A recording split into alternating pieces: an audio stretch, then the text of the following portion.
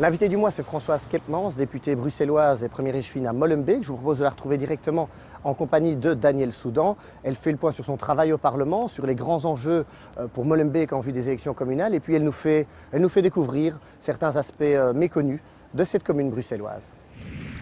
Françoise Keppmans, bonjour. Bonjour. Alors, vous êtes première échevine à Molenbeek. On aura l'occasion de parler de Molenbeek un peu plus avant dans notre entretien. Mais nous allons d'abord parler de cette fameuse COCOF. Vous êtes chef du groupe MR au Parlement francophone bruxellois, qu'on appelle COCOF. Alors, plusieurs enjeux, parce qu'on ne connaît pas très bien cette institution, en tout cas les Bruxellois. Il y a quand même un point qui les concerne fortement, c'est la formation professionnelle. Oui, absolument. La formation professionnelle passe par la COCOF en région bruxelloise. Alors c'est essentiel quand on connaît le nombre de demandeurs d'emploi situés sur la région bruxelloise, demandeurs qui n'ont pas de formation. La COCOF, là, peut jouer un rôle essentiel à l'égard des personnes qui ont terminé leur parcours scolaire et qui finalement n'ont pas suffisamment de qualifications pour trouver un emploi. Malheureusement, les moyens développés par la COCOF pour cette formation sont totalement insuffisants. Ils s'élèvent à 45 millions d'euros par an. Alors que la politique de l'emploi sur la région bruxelloise, c'est 292 millions. Et nous, au mouvement réformateur, nous pensons évidemment qu'il faudrait décloisonner les budgets emploi et formation, parce qu'il est important que les jeunes soient formés ou qu'au cours de sa carrière professionnelle, on puisse continuer à être formé pour avoir un emploi. Et donc, le fait que chacun des ministres Serex pour l'emploi, KIR pour la formation professionnelle, s'assoient sur leurs deniers, sur leurs prérogatives, eh bien, empêche une gestion efficace de la formation. C'est quand même assez étonnant qu'il n'y ait pas de synergie entre des ministres d'un même gouvernement avec des casquettes différentes. Oui. C'est étonnant. C'est un phénomène que nous dénonçons depuis plusieurs années. Alors, on va me dire qu'au niveau de l'emploi, le ministre Serex développe les chèques langues. Donc il y a quand même néanmoins des actions qui sont menées à cet égard.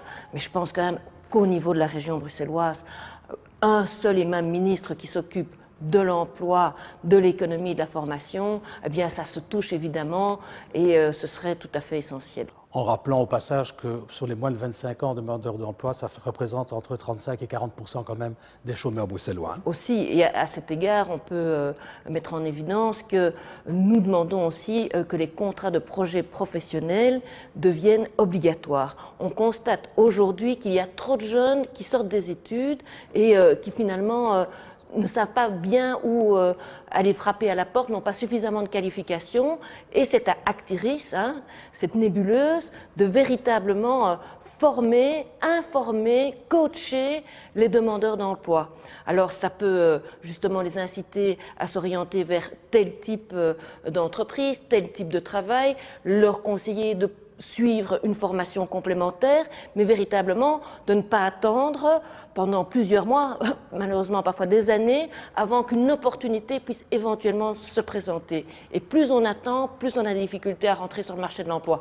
Donc pour nous, la construction de projets professionnels nous semble aussi tout à fait indispensable et les efforts réalisés par Actiris en ce domaine sont totalement insuffisants. Alors, ça peut être un peu lié, le deuxième point, à une action qui est menée par la COCOF. Il y a à peu près 40 000 nouveaux Bruxellois chaque année. On sait que dans la problématique de l'emploi, beaucoup de gens sont d'origine étrangère. Alors, il y a bien une politique d'intégration qui doit être menée par cette COCOF.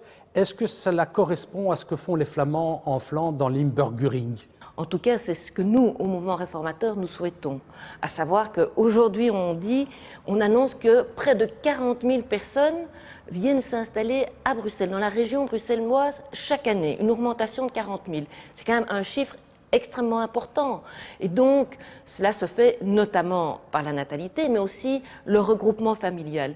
Beaucoup de ces personnes ne connaissent pas nécessairement le français, n'ont pas nécessairement une formation, et nous considérons que la première étape, évidemment, c'est un parcours de participation, d'intégration, qui leur permettent à tout le moins d'apprendre une des langues nationales et qui leur permettent aussi de se retrouver dans la société d'accueil, savoir ce qu'est une administration communale, comment on s'adresse aux écoles, quelles sont les obligations que l'on a, les devoirs que l'on a. Donc tout un ensemble d'informations qui ne sont pas mises à la disposition de ces personnes. Ce parcours d'intégration ou de participation s'adresse aussi à des personnes qui sont parfois depuis de nombreuses années en Belgique et qui ne parlent toujours pas français, qui ne sont toujours pas insérées. Je pense notamment aux mamans qui voilà, sont restées à la maison, hein, se sont mariées on les laisse à la maison, et finalement n'ont pas pu développer des liens sociaux. Vis-à-vis de ces personnes, je pense aussi que ce parcours, cet accueil est important pour justement pouvoir avoir des contacts avec les écoles, pour pouvoir se déplacer et effectuer des démarches administratives par elles-mêmes, pour pouvoir éventuellement avoir une formation et rentrer dans le marché de l'emploi. Eh bien, nous le demandons depuis 2004 et tout au début, on nous a dit « Ah, l'EMR stigmatise une fois de plus les personnes d'origine étrangère ». Alors, le discours a un petit peu changé parce que je veux dire que le déficit est tellement criant et qu'il faut nécessairement relever ce défi. Alors, on est moins critique, mais jusqu'à ce jour, il y a des cours d'alphabétisation, mais il n'y a pas véritablement de prise en charge, de programme concret par rapport à ces personnes. Alors ça amène juste cette discussion, Françoise, sur Molenbeek. Alors avant que nous discutions entre nous de Molenbeek, je vous ai demandé de nous amener à quelques endroits spécifiques de Molenbeek et vous allez les découvrir. Et vous allez voir que quand on parle d'une commune multi, elle est multi à plus d'un titre.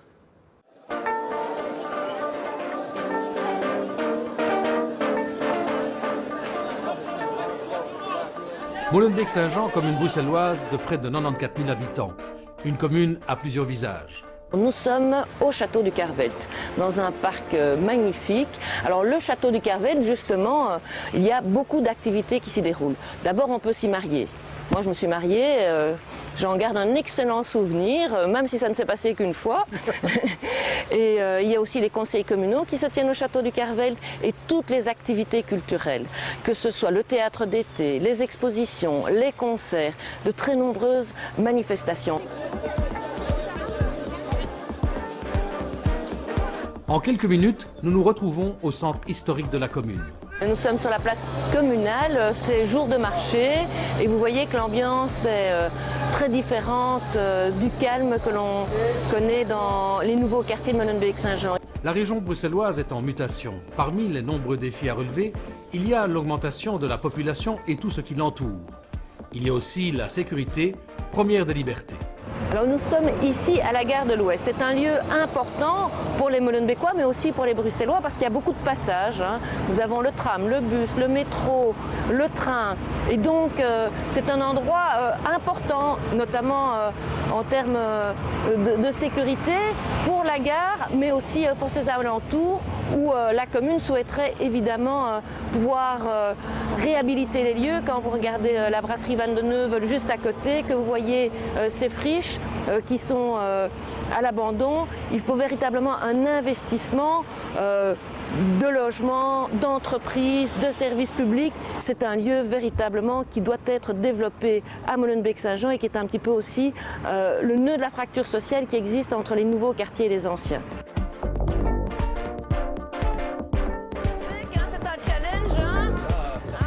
D'une façon générale, même si Molenbeek-Saint-Jean est multiforme, multiculturel, je pense que les citoyens, eh bien, ils ont les mêmes aspirations de respect, de sécurité, de formation et d'encadrement pour les jeunes, de logement, d'emploi.